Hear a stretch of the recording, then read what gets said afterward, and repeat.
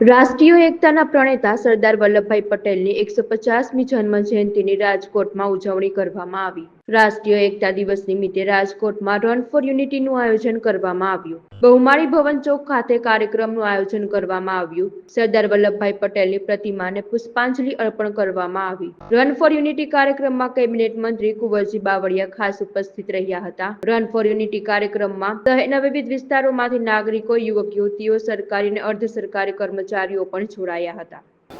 31મી October 2025 એટલે આજના દિવસે અખંડ ભારતના પ્રણેતા, લોહ પુરુષ અને ગુજરાતના પનોતા પુત્ર એવા સરદાર વલ્લભભાઈ પટેલ, જેમની 150મી જન્મ જયંતિ એટલે રાષ્ટ્રીય એકતા દિવસ આજે આખા દેશમાં ઉજવી રહ્યા છે।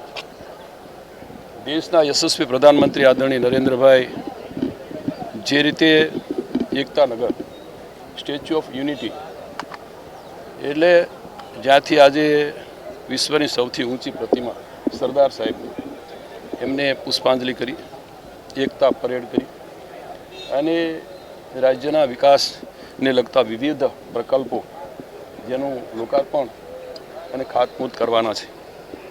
એવા પ્રસંગે અમે પણ અહીંયા રાજકોટના અમારું જિલ્લાનું વહીવટી તંત્ર, અમારા જિલ્લાના સંગઠનના માનનીય પ્રમુખશ્રીને સૌ, અમારા સન્માનની ધારાસભ્યો, અમારા સન્માનની સાંસદો, જિલ્લા પંચાયત, તાલુકા પંચાયતના પ્રમુખ અને પ્રતિનિધિઓ અને શહેરના પ્રતિષ્ઠિત સૌ સમાજના આગેવાનોની ઉપસ્થિતિમાં અમે આજે અહીંયા બહુમાળીની બાજુમાં ચોકમાં જ્યાં સરદાર સાહેબનું સ્ટેચ્યુ છે ત્યાં અમે સૌએ સાથે મળીને પુષ્પમાલા અર્પિત કરીને સાથે રન ફોર યુનિટી એટલે એકતાના પ્રતીકના ભાવરૂપે અમે અહીંયા રેસકોર્સ પૂરા રિંગ રોડ પર સૌ આગેવાનો અને સંગઠનના અને અધિકારી પદાધિકારીની ઉપસ્થિતિમાં એક રેસકોર્સના રાઉન્ડ મારીને આ અમે એકતાનું પ્રતીક બતાવ્યું છે। સરદાર સાહેબ જેમના 150મી જન્મ જયંતિ એટલે રાષ્ટ્રીય એકતા દિવસ,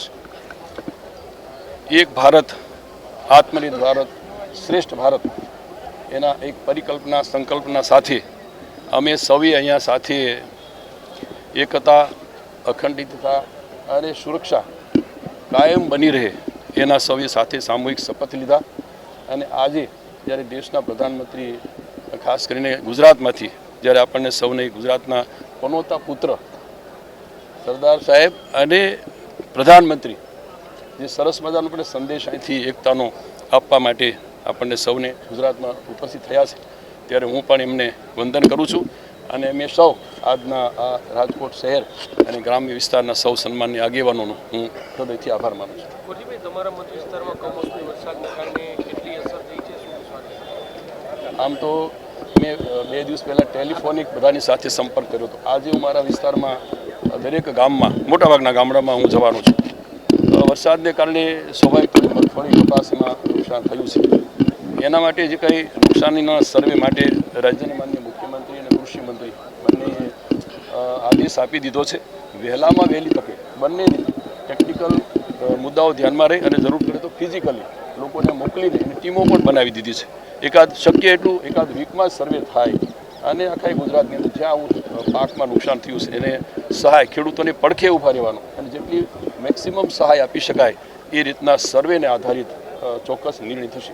સાયલામાં જે કોળી સમાજની સૌથી વધારે વસ્તી વિસ્તારમાં, પહેલા બોટાદમાં આવે, સાયલામાં આમ આદમી પાર્ટીના, અમારા જસદણમાં કોળી સમાજની વસ્તી, આખા ગુજરાતમાં સૌરાષ્ટ્રમાં મોટાભાગના તાલુકામાં કોળી સમાજની વસ્તી છે। આપના સંયોજક અરવિંદ કેજરીવાલ જે ખેડૂતો માટે આવી રહ્યા ના, એનાથી કોઈ અસર ન થાય।